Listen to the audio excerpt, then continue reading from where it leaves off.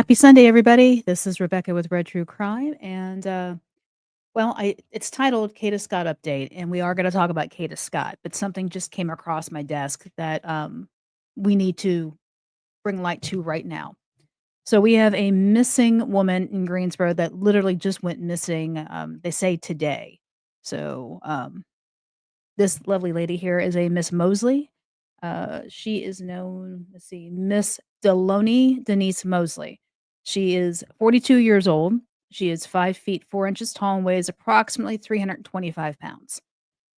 Now, she has short black hair, brown eyes, and was last seen today. Doesn't say what time, but she was wearing a black night pants and black shirt. Now, the reason why I'm on this right now is because she suffers from cognitive impairment.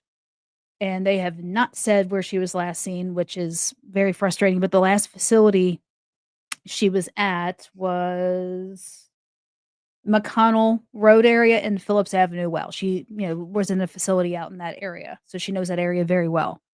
And if anybody has seen her or knows anything about her disappearance or her whereabouts, please call Greensboro Police at 336-373-2287. So I wanted to bring light to this really quick because, like I said, she is currently missing right now, and this just happened. So if anybody has seen her in the McConnell Road area or Phillips Avenue or just around, that is who we're looking for. Please contact Greensboro PD at 336-373-2287. Okay.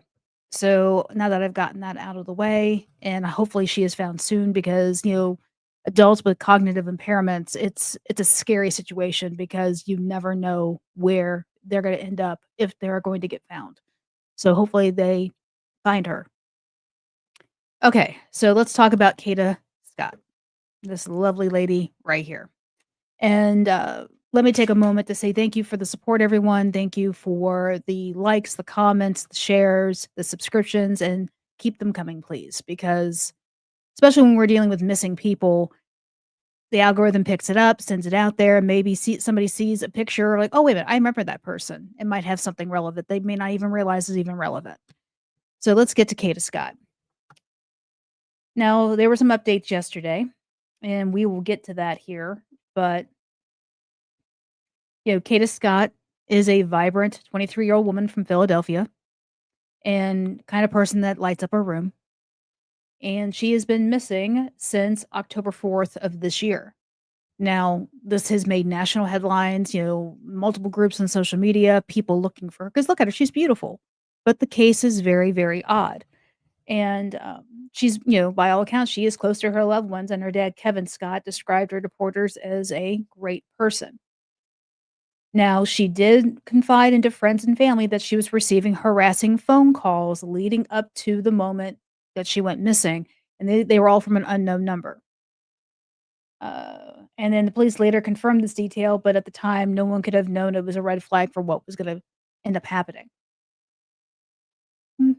So she kept, working and everything else. Well, on the evening of October 4th, she kissed her mom goodbye and headed to work for her usual overnight shift, which is a 10 p.m. to 6 a.m. shift.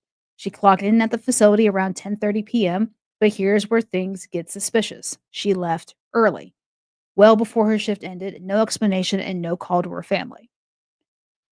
Found her car abandoned in the parking lot. Keys still in it, engine off. Personal items like her phone, iPad, glasses, and debit card, those are gone. And no activity on her social media, no pings on her phone. And after around 10:45 p.m., nothing. And then by the next morning, October 5th, when she didn't come home, that's when her family reported her missing immediately. So Philadelphia PD's been on this. They've been looking and looking. They've been talking to people. And then on October 14th, case took a darker turn. It was handed to the homicide unit, not because they suspected murder, but they have just more experience in looking for people. And the FBI joined in, so they were bringing people up. Then we get this guy right here, Keon King, somebody that's been arrested and charged with kidnapping of Kada Scott.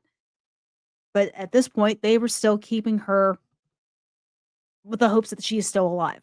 But they've arrested this guy. Now, the history on this guy, not a stranger to the system, and he has a pattern of troubling behavior. Earlier this year, he was charged with kidnapping and strangulation of a female acquaintance, but the case fell apart when the victim didn't show up for court. And then there have been other run-ins, fleeing police in a car in March, on foot in June, and driving without a license just days before Kata disappeared. Now, he has emerged as the prime suspect because he was the one communicating with her by phone that night that she went missing. So he was the last person to literally be talking to her. And then, right before she went dark, then there was a chilling piece of evidence that surfaced. A viral TikTok video from early October showing a man, identified by police as King, lurking inside a home, peering through windows, knocking aggressively while someone inside screams for him to leave and calls 911. Authorities confirmed they're investigating if this ties into the harassment Keita reported. It's possible because, the case that got dropped because they didn't show up, they have reopened that case to show a pattern of behavior coming from him. Then on October 15th, tips were flooding in. Police named him publicly. They towed his car. They're processing that. And then when they arrested him, they gave him a $2.5 million bail, so he can't get out. Now,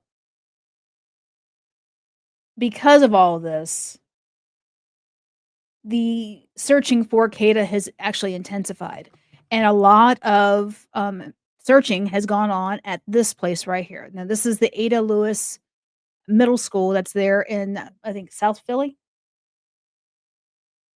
Not sure, but it's basically in the area where his phone last pinged, it's in the search, and they have done multiple searches in this school because this school has been closed for years. Boarded windows, boarded doors.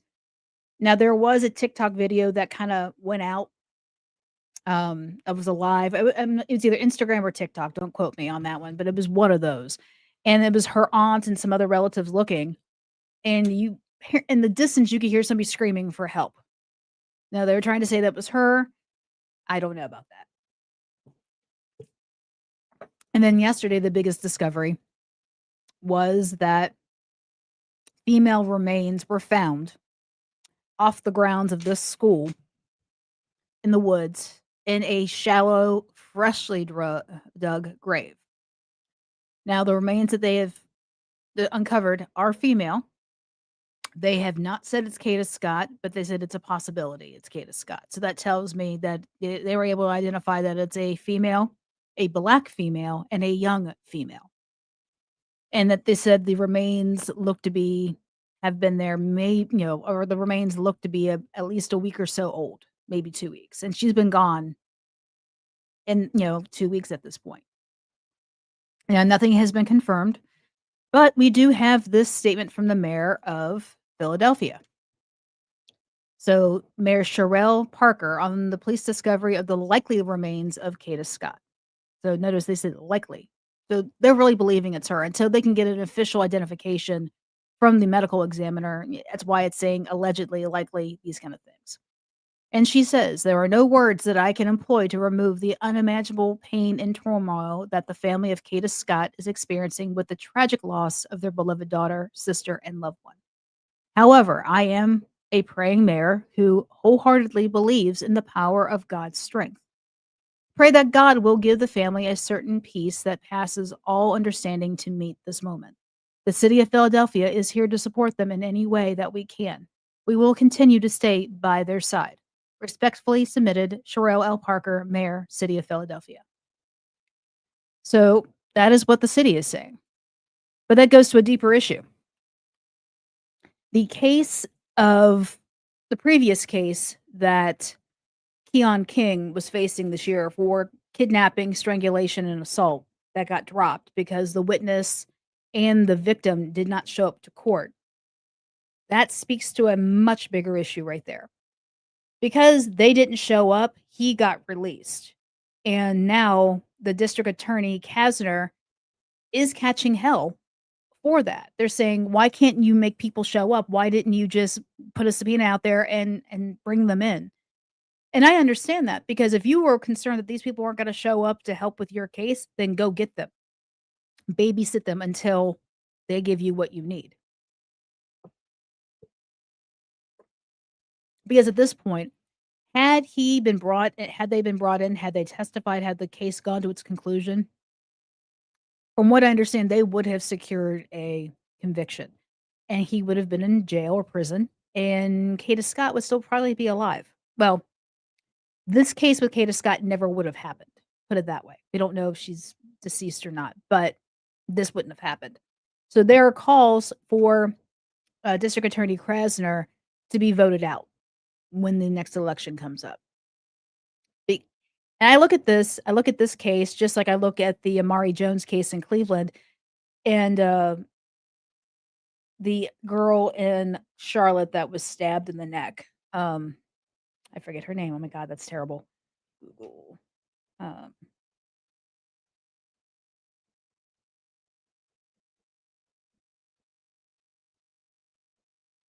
Irina Zaruska. That's it. That's her name. I'm so sorry.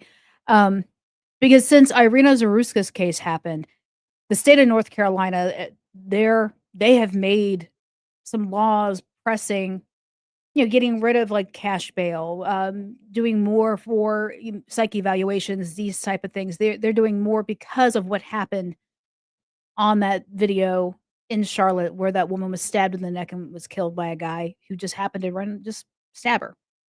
Um, when you talk about Amari Jones, that 5-year-old in Cleveland that was attacked by 3 children and was sexually assaulted and beaten darn near to death and strangled and all that. She's alive, but traumatized, and there's been a lot of talk because these kids were 10, 9, and 8, that not a lot could be done to them because of their age. Now we know the 10-year-old and the 9-year-old have been charged with rape and strangulation and attempted murder and assault. I mean, they are throwing the book at those 2. 8-year-old, I don't know, but I do feel her case, because of how the law dictates how to prosecute children under a certain age, that will probably get changed because of how this crime played out. And now we've got Kada Scott. I don't know if it'll change any laws per se, but I think it'll definitely change protocol in the DA's office when it comes to witnesses and victims, about how they keep them around and keep a watchful eye on them, especially on cases like this. Because I couldn't tell you how many times I've heard of cases where it's been a domestic violence situation and the victim has been too terrified to go and testify. So the whole thing gets dropped. And then what happens is, because it gets dropped, the guy or woman gets let loose and then they go and kill the victim because it happens. These are the things that happen. So more needs to be done, more things need to be put in place to help victims and witnesses feel comfortable to testify on these things because they're terrified. Because just like Diddy got basically 5 years and he might do 2. Everybody who testified against him is probably terrified right now because once he gets out, I'm sure he's gonna cause all kinds of havoc. He says he won't, but let's be real here. But I don't know. Like I said, a lot has to change with these cases and the laws and everything else. And all I'm gonna say is more needs to be done because too many people are getting killed, too many people are getting hurt, and there's been no real accountability on the people causing the pain and the hurt and everything else. There isn't any. So, what are we gonna do? We as citizens have to stand up for our rights and for accountability. We have to stand up for that. We have to demand that because it just seems like the lawmakers are not thinking. And I have never understood the no cash bail thing. I think at one point they were doing it because they felt that people of African American race was being thrown in jail too much for minor things and the bails were ridiculous. I get it. But unfortunately, when you have laws that cater to one, then everything just blows up and it goes a completely different way. And I've seen this time and time again with certain laws. So I don't know what the answer is, but I do think they need to have better accountability here. And like I said, this lunatic, had they had a hand on the victim and the witness, this guy would not have gotten out and done the things he did to Kada Scott. That's all I'm saying. And what's crazy is now there's some speculation that he had help because when they found the remains, they're saying that grave was freshly dug and they had been over in that area. They didn't see a grave like the day before. and he's been in jail for days. So somebody helped him. And there's people talking on TikToks that are friends of his that said she was deceased. Well, how did you know that? Because the body hadn't been found yet. So I think there's going to be more arrests down the road with this case. I think there's going to be, if not, these people are going to probably get charged with accessory after the fact, that kind of thing. But I do see more things coming down the road with this case, more people getting involved, more people getting charged. So, but this guy, he obviously has stalking behavior. It's very clear, and he doesn't like the word no. So now we see what happens. But this lovely lady, more than likely, unfortunately, is probably no longer with us. I know it's not been official by the medical examiner's office, but yeah, it's a sad day. It's a very sad day. Okay, everyone. So I'm gonna hop off here, and also please keep an eye out if you're in the Greensboro area for this lady here because she's missing. She has cognitive impairment, and she needs to be found. So if you see her, please, please, please call Greensboro PD, and hopefully she gets found very soon. So this is Rebecca with Red True Crime. I'm going to hop off here. Thank you for the support and the views and the comments and the shares. And you guys have a wonderful day. And thank you so much. Bye.